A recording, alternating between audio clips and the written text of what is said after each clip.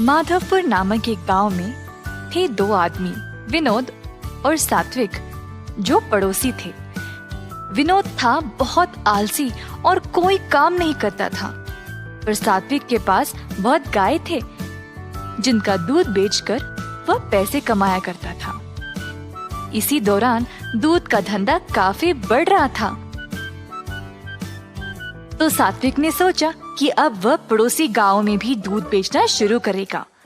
अपने जमाए हुए पैसों से उसने नई साइकिल खरीदी, जिससे वह बाकी के गांवों में जाकर दूध बेचने लगा। एक सुबह जब सात्विक काम के लिए अपनी साइकिल पर निकला, तब विनोद ने उसको देखा। अरे, मुझे बिना बताए सात्विक ने नई साइकिल खरीद ली। उसके लौटने के बाद पूछूंगा। विनोद उसके घर के बाहर सात्विक के लौटने का इंतजार करने लगा। कुछ समय बाद सात्विक दूध बेचकर वापस आया। जब हो सात्विक, तुमने नई साइकिल खरीद ली? हाँ विनोद, क्यों, क्या हुआ? अरे कुछ नहीं, बस यही जानना चाहता था कि नई साइकिल के लिए पैसे कहाँ से आए। भाई, आज तक जो भी दूध बेचा ना, उसमें से मैंने थोड़ा थोड़ा जमाया इस साइकिल के लिए, जिसकी मदद से अब मैं पास वाले गांव में भी जाकर दूध बेचने लगा हूँ। अच्छा, अरे तू तो काफी समझदार निकला सात्विक। विनोद हंसते हुए सात्विक के लिए खुश होने का नाटक किया और फिर अपने घर चला गया। घर जाकर विनोद सोच में पड़ गया कि इतने कम समय में सात्विक ने नई साइकिल खरीद कैसे ली। विनोद ने खुद तो कुछ नहीं लिया। उदास होकर विनोद गहरी सोच में ही डूबा रहा। मैं क्यों इतना उदास रहूं? अगर मैं भी सात्विक की तरह कुछ काम करूं तो पैसे जमा कर मैं भी अपनी मनपसंद चीजें खरीद सकता हूं, पर मैं करूं क्या?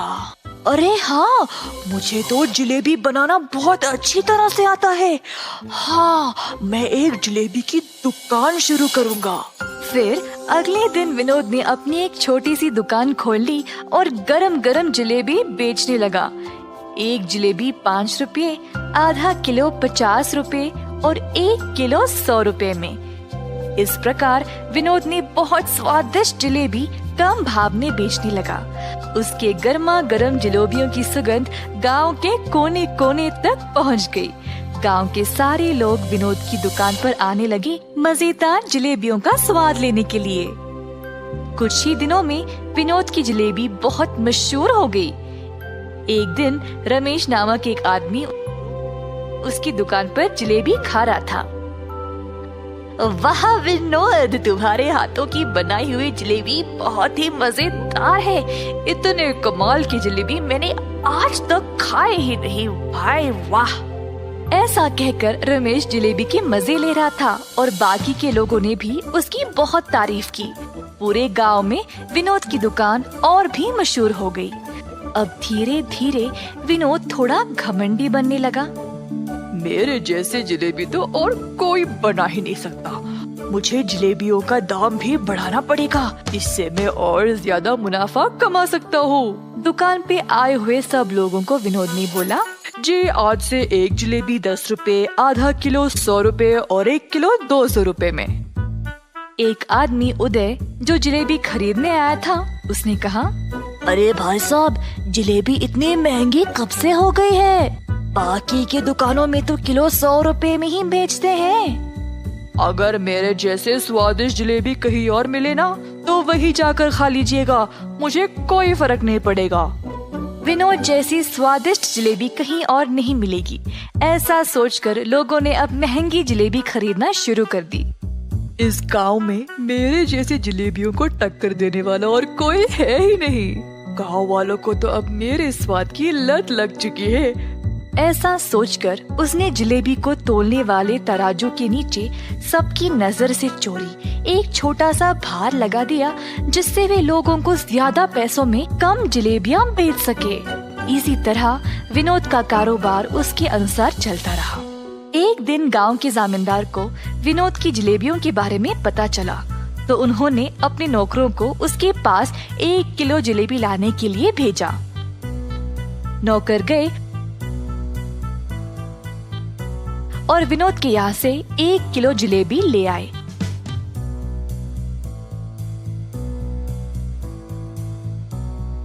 और जामींदार जी को दे दिया। जामींदार जी ने देखा कि जलेबियाँ तो 1 किलो से कम है। मैंने तो 1 किलो मंगवाया था, ये तो उससे कम है। मेरे आदेश का पालन क्यों नहीं किया? कहा जामींदार जी ने गुस्से से। साहब जी, हमने तो दुकानदार को 1 किलो ही देने को बोला था और फिर उसने इतना ही दिया। हमारी कोई गलती नहीं है प्रभु। चलो हम इस जलेबी वाले के पास जाकर देखते हैं कि वह असल में कर क्या रहा है। दुकान के पास पहुंचने ही वाले थे जब जामींदार जी ने एक भिखारी को उस जलेबी की दुकान की ओर जाते हुए देखा तो वह रुक गए और अपने नौकरों को भी रोक दिया। जामींदार जी देखना चाहते थे कि दुकानदार उस भिखारी को किस तरह जलेबी बेचेगा। जामींदार और उनके नौकर पास वाली दुकान के पास खड़े होकर नजारा देखने लगे। एक जलेबी कितने की है भाई साहब? एक जलेबी 10 रुपए। भिखारी के पास थे सिर्फ 2 रुपए, तो उसने वो निकाला और बोला, बस एक जलेबी दे दो। विनोद ने कहा, 10 रुपए की एक जलेबी है, 2 रुपए में नहीं मिलेगी। ये सुनकर भिखारी वहाँ से जाने ही वाला था जब विनोद ने उससे रोककर कहा, हो तूने यहाँ पर खड़े होकर मेरी जलेबियों का सुगंध लिया है, उसके लिए वो 2 रुपये। हे भगवान, मेरे पास तो ये 2 रुपये ही है और तुम ये भी इतनी बेरहमी से मांग रहे हो, मैं नहीं दूंगा। इसी दौरान जामींदार जी वहाँ पर पहुँचे और अपने पास रखे हुए पैसों का थैला भिखारी को दिया और कहा, तुम्हारे 2 रुपए के बदले में इस दुकानदार को तुम ये पैसे का थैला दे दो। अरे आप तो बड़े लोग हो साहब, आपको तो न्याय करना चाहिए। अगर आप इस दुकानदार को पैसे दे दोगे तो कैसे? मेरी बात मानो और दुकानदार को ये पैसे दे दो। भिखारी ने माना और पैसे विनोद को देने गया जब जामींदार ने कहा, 1 मिनट रुको, इस थैले को पहले जोर से हिलाओ। भिखारी ने थैले को जोर से हिलाया तो थैले में से सिक्के छन छन करने लगे। पैसों की आवाज सुनाई दी क्या विनोद? सुनाई दी साहब। अगर ये बात है तो फिर भिखारी ने अपना भुगतान दे दिया है। क्या साहब, पैसे तो इसने दिए नहीं और आप बोल रहे हो कि दे दिए? पैसे की आवाज तुमने सुन ली ना, बिल्कुल उसी तरह जिस तरह भिखारी ने तुम्हारी जलेबियों की सुगंध सूंघ ली थी। तुम्हें तुम्हारी जलेबियों की सुगंध के पैसे इस थैले के पैसों की आवाज से ही मिल गई। तुरंत विनोद को अपनी गलती का एहसास हुआ और उसने जामींदार जी से माफी मांगी। तुमने केवल यही गलती नहीं की, तुम्हारे जलेबियों का मूल्य बाकी की दुकानों से बहुत ही ज्यादा है और उसके ऊपर गलत तरीके से तोलकर तुम ज्यादा पैसों में कम जलेबियां बेचते हो। साहब जी, बस एक बार के लिए मेरी गलती को माफ कर दो, मैं ऐसी गलती दोबारा कभी नहीं करूँगा। तुमने आज तक बहुत गलतियाँ की है, तुम्हें तो इस गरीब को एक जलेबी भी देने का मन नहीं किया। अब मैं तुम्हें ये आदेश देता हूँ कि अभी इसी वक्त अपनी इस जलेबी की दुकान को बंद करो। ये बात सुनकर विनोद उदास हो गया। जब उसी रास्ते सात्विक आया, विनोद की परिस्थिति देखकर सात्विक उसकी दुकान पर आया और बोला, जामींदार साहब, मैं आपसे विनती करता हूँ, कृपया आप विनोद को इस बार माफ कर दे। सात्विक के अच्छे स्वभाव के बारे में जानते हुए इस बार तो सात्विक की बात सुनकर उसके अच्छे बर्ताव को ध्यान में रखते हुए मैं तुम्हें माफ कर देता हूँ विनोद। कम से कम अब से पूरा मन लगाकर मेहनत से और ईमानदारी से अपना काम करो। ऐसा कहते हुए जामींदार जी वहाँ से चले गए। सात्विक और जामींदार जी की बात सुनकर विनोद ने अच्छा नाम कमाने का ठान लिया। इस वजह से अब और भी लोग उसके पास जलेबी खाने आने लगे। अंत में विनोद खुशी खुशी से और सच्चाई से अपना जीवन बिताने लगा। एक लंबे समय पहले एक गांव में जगन और सरस्वती नामक पति पत्नी रहते थे। उनका ऋत्विक नामक एक होशियार बच्चा भी था। उनके खुद का एक होटल भी था। वहाँ हर रोज स्वादिष्ट और अच्छा सुगंध आने वाला बज्जी बना के बेचते थे। ऋत्विक भी पढ़ते हुए उसके माँ बाप का मदद करता था। हमेशा की तरह जगन बज्जी बना के बेचने लगता है। आलू बज्जी, मिर्ची बज्जी, ऑनियन बज्जी, आइए बाबू आइए। ऐसे जोर जोर से चिल्लाने पर उस रास्ते में जाते हुए लोग सारे उस सुगंध की वजह से भजिया खरीद के जाते थे। ऋत्विक होटल में अपने माँ बाप की सहायता करने के बाद अपनी माँ को बता के कुछ भजिया अपने दोस्तों को खिलाने अपने साथ लेके खेलने चला जाता था। ऐसे उस दिन ऋत्विक हर रोज की तरह उसका काम खत्म करके होटल में से कुछ भजिया लेके अपनी माँ को बोल के निकल पड़ा। भजिया लेके जाने पर भी माँ इसीलिए कुछ नहीं कह रही है क्योंकि मैं उनकी मदद कर रहा हूँ। मैं भी सिर्फ इसीलिए उनकी मदद कर रहा हूँ। मेरे दोस्तों के लिए काम करना ही पड़ेगा। ऐसे सोच के भजियों को लेके अपने दोस्तों के पास जाता है। मैंने ये भजिया आप सबके लिए लाया है, लेके खाओ। ऋत्विक, हमें ये भजिया नहीं चाहिए। क्यों? भजिया क्यों नहीं चाहिए? तुम हर रोज भजिया के सिवा कुछ नहीं लाते हो। रोज रोज ये खा के अब हम पक गए। हाँ यार, अब से तुम भजिया लाना बंद करो और हमारे साथ खेलने भी मत आओ। ऐसे मत कहो, मैं तुम लोगों के लिए कुछ भी करूंगा। अच्छा, तो फिर तुम्हें हम सब के लिए आइसक्रीम खरीद के लाना होगा, मंजूर है? तुम लोगों को आइसक्रीम खरीदने के लिए मुझे बहुत पैसों की जरूरत है। मेरे पापा भी मुझे उतने पैसे नहीं देंगे। कुछ और पूछो, मैं करूंगा। तुम इसीलिए सोच रहे हो क्योंकि तुम्हें अपने पापा से पैसे पूछना पड़ेगा ना? हाँ, उनसे बिना पूछे पैसे लेने का मेरे पास एक उपाय है। अगर तुम पक्का करोगे तो ही बोलूंगा। तुम लोगों के लिए मैं कुछ भी करूंगा। क्या है वो उपाय? तुम्हारे होटल में खाने बहुत लोग आते हैं। उस समय में तुम्हारे माँ बाप काम में व्यस्त रहते हैं, तो तब तुम जितने पैसे चाहिए उतने पैसे लेके आ जाओ। किसी को तुम पे शक ही नहीं होगा। कोई ये भी नहीं जान पाएगा कि पैसे गायब भी हुए। हाँ, ये भी सच है। कल मैं पक्का तुम लोगों को आइसक्रीम खिलाऊंगा। ऐसे अपने दोस्तों को कह के खुशी खुशी घर चला जाता है। अगले दिन जब उसके माँ बाप काम में लगे हुए थे, ऋत्विक किसी को दिखे बिना चुपके से पैसे लेके अपने दोस्तों के पास चले जाता है। मैंने कहा था ना कि तुम सबको मैं आज आइसक्रीम खिलाऊंगा। चलो जाके खाएंगे। ऐसे वो उसके दोस्तों को लेके आइसक्रीम बेचने वाले के पास जाता है और सबको आइसक्रीम खिलाता है। कल क्या चाहिए बोलो, मैं खरीदूंगा। कल तुम जो कहो वही चाहिए हमें। ठीक है, कल मैं तुम लोगों को मेरा मनपसंद खाना खिलाऊंगा। ऐसे कहकर वो घर चला जाता है। रात में सोए बिना अपने दोस्तों के बारे में सोचते रहता है। कल मुझे अपने दोस्तों को कुछ अनपेक्षित खिलाना होगा, मतलब मुझे कल और पैसे लेके जाना होगा। ऐसे ऋत्विक अपने दोस्तों के कहा मान के हर रोज अपने माँ बाप को बताए बिना उनकी मनपसंद चीजें खरीद के देता था। आखिर में ये उसका एक बुरी आदत बन चुका था। हर रोज की तरह जब एक दिन ऋत्विक उसके माँ बाप के काम करते वक्त पैसे लेने गया था, तो उसकी माँ उसे देखती है। ऋत्विक, यहाँ आओ। हाँ माँ, क्या हुआ? तुम वहाँ क्या कर रहे थे? मैं कुछ नहीं माँ। सच कहो, मैंने तुम्हें पैसे लेते हुए देखा। ऐसे बिना पूछे पैसे लेना गलत है। क्या तुम्हें नहीं पता? तुम अब पैसे भी चोरी करना सीख गए। माँ, मुझे माफ करो। मैंने अपने दोस्तों के लिए ये सब किया है। आइंदा ऐसे कभी नहीं करूँगा। पहली बार है इसीलिए कुछ नहीं कह रही हूँ। आइंदा ऐसे करोगे तो चुप नहीं रहूंगी। जी माँ। लेकिन उसकी माँ ये सोच में पड़ के दुखी होती है कि उसके बेटे को ये बुरी आदत आया कैसे। उसकी माँ को जब ऋत्विक ने ऐसे देखा तो वो तुरंत बदल गया। अपने दोस्तों के पास जाना बंद कर दिया। हर रोज अच्छे से पढ़ के अपने माँ बाप की मदद करते हुए रहता था। ऐसे कुछ दिनों बाद अचानक पैसों की पेटी में पैसे नहीं दिख रहे थे। उससे उसकी माँ को ऋत्विक पे ही शक आता है और जो कुछ भी उससे पहले हुआ उसके पति को बताती है। तब जगन और सरस्वती दोनों ऋत्विक के पास जाके पूछते हैं, ऋत्विक, पैसों की पेटी में पैसे नहीं हैं, तुमने ही लिया है ना? माँ, जब से तुमने बोला तब से मैंने चोरी करना बंद ही कर दिया। मेरे दोस्तों के पास भी जाना बंद कर दिया। मुझे उन पैसों के बारे में कुछ नहीं पता।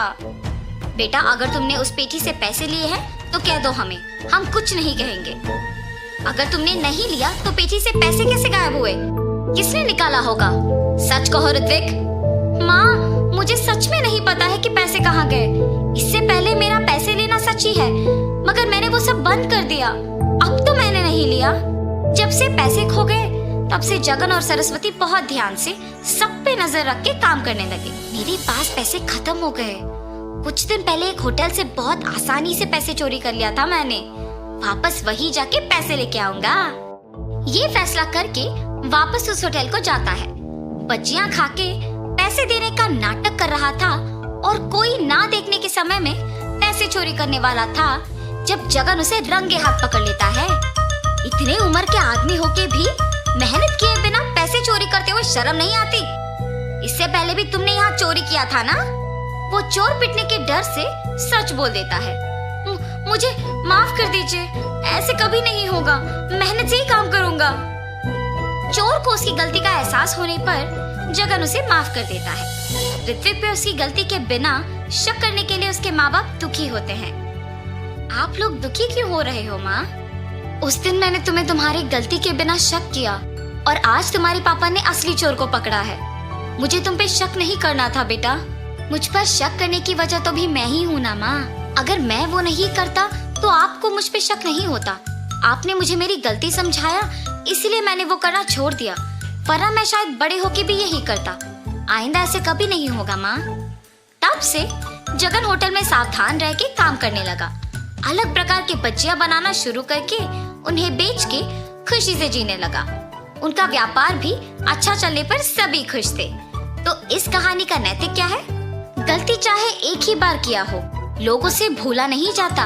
इसीलिए गलती पहली ही बार नहीं करना चाहिए, सोच समझ के कदम उठाना चाहिए।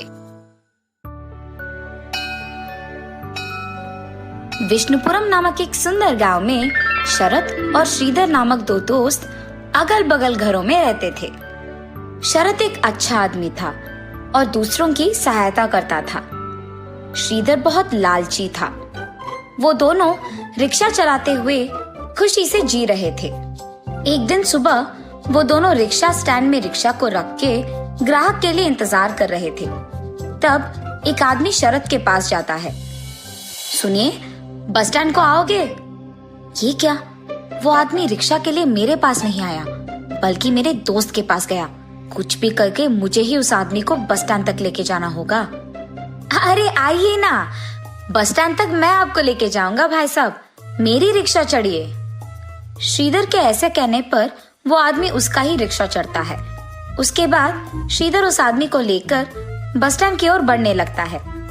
अरे मेरा ही तो दोस्त है, मेरे बजाय उसके रिक्शा में वो आदमी चला गया, इसमें क्या बात है? ऐसे उसका दोस्त सोचते रहता है। और ठीक तभी 3 आदमी उसके रिक्शा के पास आते हैं। सुनिए, बस स्टैंड को आएंगे आप? जी साहब, आइए रिक्शा में बैठिए। तब शरत भी उन 3 आदमियों को लेकर रिक्शा चलाते हुए बस स्टैंड तक पहुंचता है। रिक्शा चलाते हुए शरत सोचता है, मेरे दोस्त के उस आदमी को ले जाने के कारण ही मुझे अब 3 ग्राहक मिले। ऐसे सोचते हुए वो उन तीनों को बस स्टैंड में छोड़ देता है। जब वो 3 आदमी बस स्टैंड में उतरकर शरत को पैसे दे रहे थे तो शरत का दोस्त श्रीधर उसे देखता है। अच्छा, जल्दबाजी में मैंने गलत फैसला लिया। पहले जो एक आदमी आया था उसको मैंने ले लिया। अगर रुका होता तो ये 3 आदमी मेरे रिक्शा में आते और मुझे ज्यादा पैसे मिलते।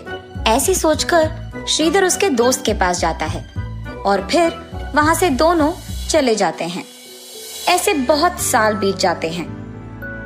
एक दिन वो दोनों रिक्शा स्टैंड में ग्राहक के लिए इंतजार कर रहे थे। तब, अरे शरत, एक समय में हम अगर रिक्शा स्टैंड में इंतजार करते थे तो बहुत सारे ग्राहक आते थे, पर आज के समय में कोई नहीं आ रहा है क्योंकि सबके पास अभी ऑटो है, कार है और उन्हीं में जाना पसंद करते हैं। इसीलिए हम चाहे जितना इंतजार करें, लोग तो नहीं आएंगे। अरे हाँ श्रीधर, लेकिन अब हमें अगर ऑटो खरीदना भी है, उतने सारे पैसे तो हमारे पास नहीं है ना। वैसे भी रिक्शा में बैठने के लिए कोई नहीं आ रहा है। इससे बेहतर तो यही है कि हम ये काम छोड़कर शहर चले जाते हैं और वही कोई काम करते हुए खुशी से जी सकते हैं। श्रीधर, चाहे जो भी हो जाए, मैं अपना गांव छोड़कर कहीं नहीं आऊंगा। मुश्किलें तो हर जगह होंगी ना, इसका मतलब ये थोड़ी है कि हम गांव छोड़कर कहीं और चले जाए। और इस बात की क्या यकीन है कि कल हम शहर में जाएंगे तो वहां मुश्किलें नहीं आएंगे। तो मुझे यही रहना है और इन मुश्किलों का सामना यही करना है। अरे शरद, यहाँ पर हमें कोई और काम नहीं मिलेगा। ठीक है, तुम यही रहो, मैं जा रहा हूँ। ऐसे कहकर वो उसकी बीवी बच्चों के साथ सच में शहर चले जाता है। वहां जाकर वो कार चलाते रहता है। मेरे साथ अगर मेरा दोस्त भी होता तो हम दोनों मिलकर कोई ना कोई काम ढूंढ लेते। अब मुझे अकेले ही कुछ करना पड़ेगा। ऐसे वो बहुत दिन दुखी रहता है। एक दिन शरद रिक्शा स्टैंड के पास रिक्शा में बैठे रहता है। तब एक आदमी का आवाज सुनाई देता है, प्याज, प्याज, ताजे प्याज। ऐसे जोर से एक आदमी चिल्ला रहा था। उसे देख शरद को एक विचार आता है, अरे हाँ, मेरे पास ऑटो खरीदने के लिए तो पैसे नहीं हैं, लेकिन खुद से मैं एक प्याज का वाहन तो बना सकता हूँ और गांव में उसी वाहन को चलाते रह सकता हूँ। और इतना ही नहीं, उस वाहन को बनाने के लिए पैसे ज्यादा खर्च भी नहीं होंगे और मुझे बस ये ध्यान में रखना होगा कि उस वाहन में ज्यादा लोग बैठ पाए। और तब नए दिखने वाले वाहन को देख गांव वाले सारे मेरे वाहन में आएंगे और मैं ऐसे पैसे भी कमा सकूंगा। उस आदमी का प्याज प्याज करके चिल्लाने के कारण ही मुझे ये विचार आया है। ये सोचकर शरद तुरंत उस काम में लग जाता है। उसके पास मौजूद सारी चीजों से प्याज के आकार में दिखने वाले एक बड़े वाहन को बनाता है जिसमें बहुत सारे लोग बैठ सकते हैं और उसे चलाते हुए गांव में जाता है। Bus stand, railway station, Ramalaya नगर, आइए बाबू आइए, जल्दी आइए, ऑटो से भी कम दाम में मैं लेके जाऊंगा, आइए बाबू आइए। ऐसे उसके जोर से चिल्लाने पर कम दाम में और इतने बड़े आकार में एक प्याज के वाहन को देख सभी चौंक जाते हैं और तुरंत उसके गाड़ी में बैठ जाते हैं। ऐसे ही कम दिन में शरद का प्याज की तरह दिखने वाले वाहन में बहुत सारे लोग बैठते हैं और वो बहुत प्रसिद्ध हो जाता है। इतना कि कुछ ही दिनों में वो और थोड़े प्याज के वाहन बनाकर उनमें दूसरों को चलाने के लिए नौकरी भी देता है। ऐसे वो वाहन चलाते हुए बहुत खुश रहता है। तब एक दिन श्रीधर उसके पत्नी के साथ शहर से गांव आता है। गांव आते ही उसके दोस्त शरद के बारे में सबके मुंह से प्रशंसा सुनकर वो चौंक जाता है।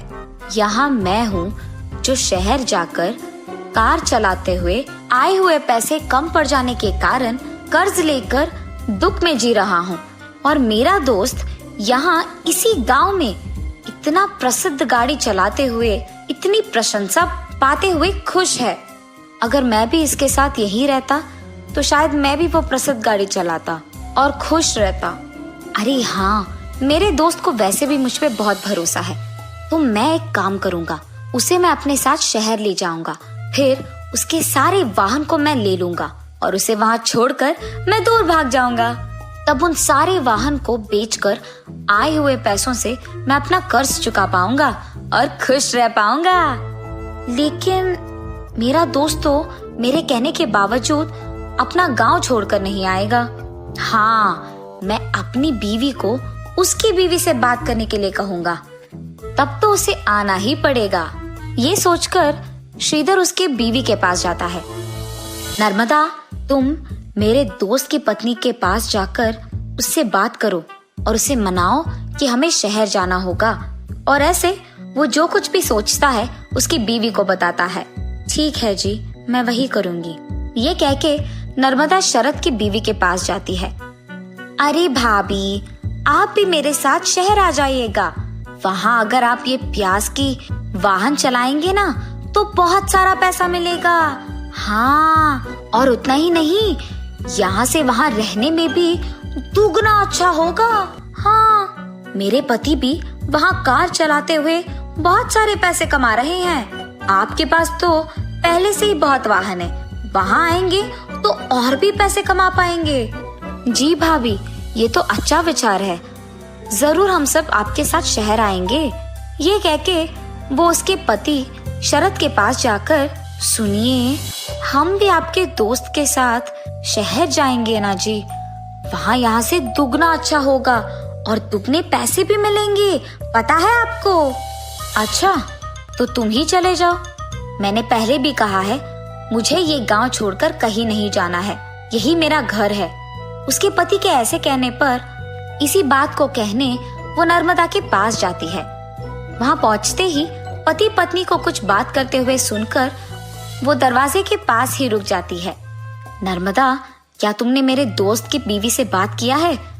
कुछ भी करके उन्हें हमारे साथ शहर ले जाना ही होगा। अरे हाँ जी, उसने तो मेरी बातों पे यकीन कर लिया है। वो दोनों पक्का आएंगे शहर।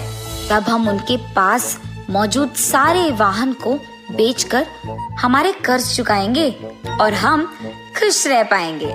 दरवाजे के पास खड़े हुए शरद की बीवी ये सब सुन लेती है और भागते हुए उसके पति के पास जाती है। सुनिए, हम शहर नहीं जाएंगे, ये सब आपके दोस्त का चाल है। और ऐसे उसने जो कुछ भी सुना अपने पति को बताती है।